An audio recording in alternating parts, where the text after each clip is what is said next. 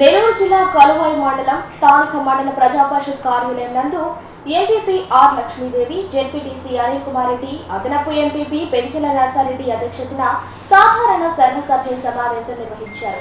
ఈ సమావేశానికి మండలంలోని అన్ని శాఖలకు సంబంధించిన మండల స్థాయి అధికారులు, అన్ని గ్రామాల పంచాయతీ సెక్రటరీలు, సర్పంచులు, ఎంపీటీసీలు హాజరయ్యారు. ఈ సమావేశంలో అన్ని శాఖలకు సంబంధించిన అధికారులు సమస్యలను చర్చించారు.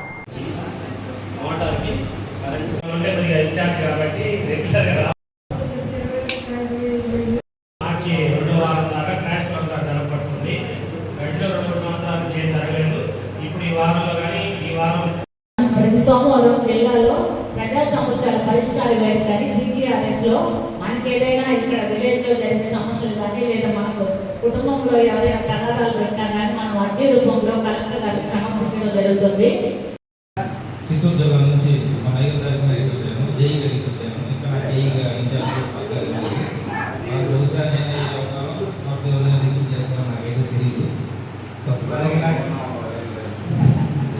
ఇక్కడ డిస్ట్రిబ్యూషన్స్ పేరు కూడా తెలియదు, కానీ కష్టపడి పనిచేస్తుందని అన్న సభాముఖంగా తెలియజేస్తాను. కలువాయి మండలం మండల పరిషత్ కార్యాలయం నందు సర్వసభ్య సమావేశం నిర్వహించడం జరిగింది.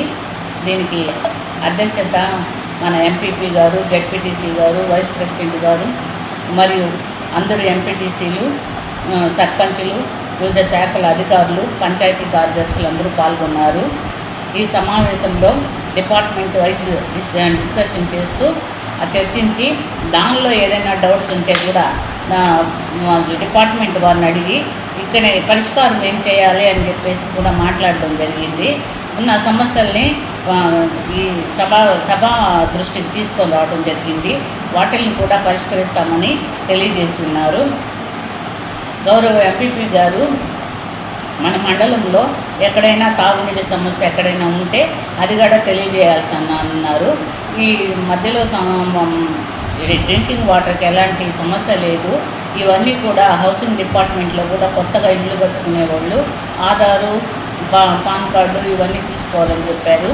ఇవన్నీ కూడా మనం డిపార్ట్మెంట్ వైజ్గా డిస్కస్ చేశాం కాబట్టి ఇవన్నీ పరిష్కరిస్తారని తెలియజేస్తున్నాము.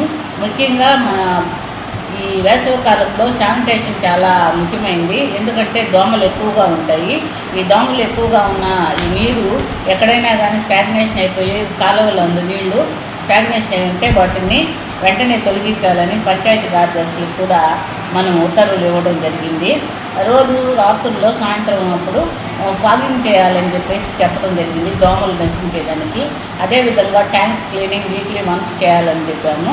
అది శానిటేషన్ చేసి బ్లీచింగ్ జెల్లీ ఇవన్నీ క్లోరినేషన్, డ్రింకింగ్ వాటర్ క్లోరినేషన్ కూడా చేయాలని చెప్పాము. మన వెల్ఫేర్ అసిస్టెంట్లు మన ప్రతి వారానికి 2 సార్లు స్కూల్ టాయిలెట్స్ని ఇన్స్పెక్ట్ చేయాలి. స్కూల్ టాయిలెట్స్ ఇన్స్పెక్షన్ చేసేటప్పుడు ఫొటోస్ ఇవి అప్లోడ్ చేయాల్సిందిగా వాళ్ళకు కూడా తెలియజేయడం జరిగింది. కావున ఈ సర్వసభ్య సమావేశంలో మా MGNRGS నుంచి కొన్ని మంది రాలేదు కాబట్టి మరియు వివిధ శాఖల అధికారులు కొంతమంది రాలేదు. అంటే అంగన్వాడీ సూపర్వైజర్లు 2 రాలేదు, హాస్టల్ వార్డెన్స్ 2 రాలేదు. కాబట్టి వారి మీద చర్యలకు మనం రికమెండ్ చేయడం జరుగుతుంది. ఇవన్నీ కూడా మన మండల పరిషత్ కార్యాలయంలో ఈరోజు జరిగిన సమావేశంలో చర్చించిన విషయములండి.